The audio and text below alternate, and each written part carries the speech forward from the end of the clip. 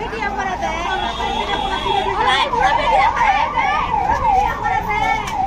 করুক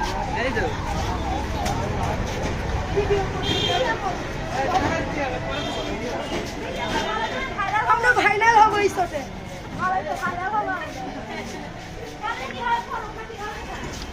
এই দেখি তোমার বাক্সের মধ্যে কি আছে বলো। তবে পয়সা তুলছো কি নিয়ে?